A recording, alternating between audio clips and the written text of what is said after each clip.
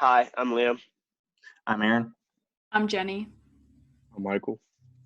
And I'm Ryan. So this is our appraisal project. We did ours on a single family home located in Simpsonville, South Carolina. We chose this property because there's a lot of movement with the properties, so like a lot of buying and selling. So there's a bunch of comparables we could base our price evaluations off of. So in choosing these comparables, we wanted to stay as close to the property as we could. So in doing that, it would give us a more accurate price evaluation. These properties have a lot of similarities in that they were sold in the past year. They're located in the same neighborhood, similar physical features and square footage, and they've all been sold within the past 4 years. And so this is just a map showing where our properties are located and where the comparables are located. You can see that they're all pretty close to each other. So there's a lot of external factors that they would all share. So being close to a school or being close to a noisy highway. So a lot of the price variations that would be noticeable are actually taken out. Our first approach is the sales comparison method.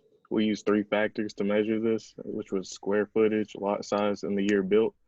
Some strengths were there were abundance of recently sold comparables to choose from that were very similar, and they account for differences in the properties. Some weaknesses, there may be other factors that we didn't adjust for that could affect the value of our home. We did estimate things such as price per square foot, cost per acre, and growth in the value per year, which could leave room for error. We felt this method was the most accurate, so we gave it the highest weight of 60% in our final reconciliation. And here's the grid for the sales comparison approach. And our final average adjusted sales price was $254,463. And our final average adjusted price per square foot was $122. The next method we used was the cost approach. The cost approach historically is geared more towards unique structures that aren't sold quite as frequently, such as schools, churches, and malls. To get our replication costs, we use costofbuild.net to get an estimate based off of the attributes of the home. Some weaknesses of this is that costofbuild.net is just an estimate, and there's a number of factors that could cause this to be different. We gave it a weight of 30% in our final reconciliation, and at the bottom you can see our adjustments with accrued depreciation. The house was 24 years old, so it has depreciated $70,000. And then we added the value of the land, which we gathered from realtor.com, which was $32,000. This gave us a final indicated value with the cost approach of $254,239.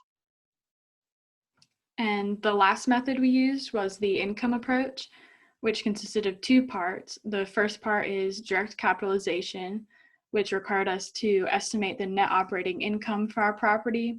So we had to estimate what we thought the monthly rent would be and what we thought maintenance would be, as well as vacancy and collection loss. And then we took the NOI and divided it by our estimated cap rate of 6.91% to get a final estimate of $177,453.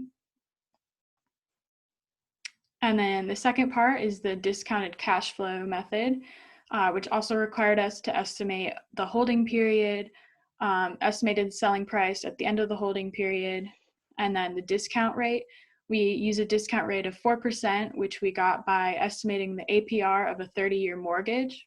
And when we got the present value of all of those cash flows and added those up, we got a value of $219,337.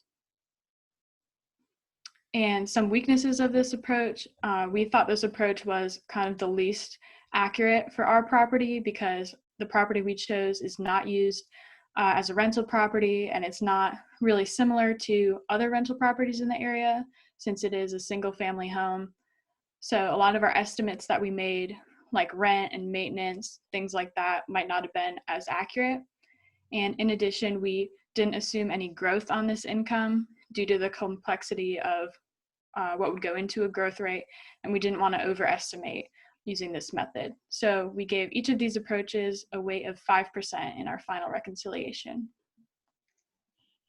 And then this grid just shows all the approaches we used and their weights, and then how we arrived at a final estimated value for this property of $248,790. Yeah, and then when kind of looking at the COVID-19 effect on our property, we really decided to approach COVID-19 in kind of a macro sense and look at the changes in supply and demand. The effect of a crisis like this creates a buyer's market, as sellers who are selling are still forced to sell because they need cash, but buyers are not quite as forced to buy. This is because cash really becomes king in times of crisis, as it can help give you flexibility and options and help you kind of weather the storm and make it through the crisis. And so this results in sellers needing cash and being forced to still sell, while buyers who need cash are less inclined to buy. So as can be seen in the graph on the right, the decrease in supply is a lot less than the decrease in demand. So this creates a slight drop in price, but in a more noticeable drop in quantity transferred or sold and bought. So we believe this will cause the value of our house to decrease by about 5%, down to $236,521.50. Like I said, a slight decrease, but nothing dramatic, because people still believe this will be a short-term crisis.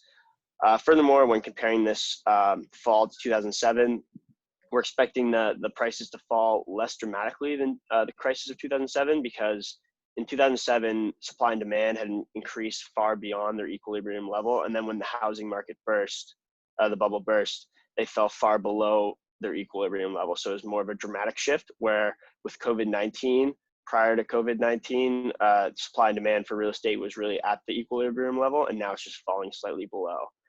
Because of this, we also expect the bounce back after COVID-19 to be a bit faster than the 2007 crisis.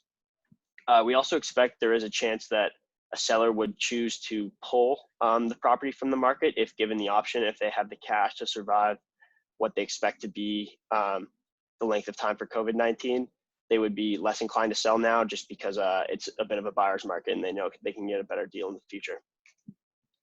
And so that's it for our appraisal project. Thank you for listening, and we hope everyone's staying safe and healthy out there.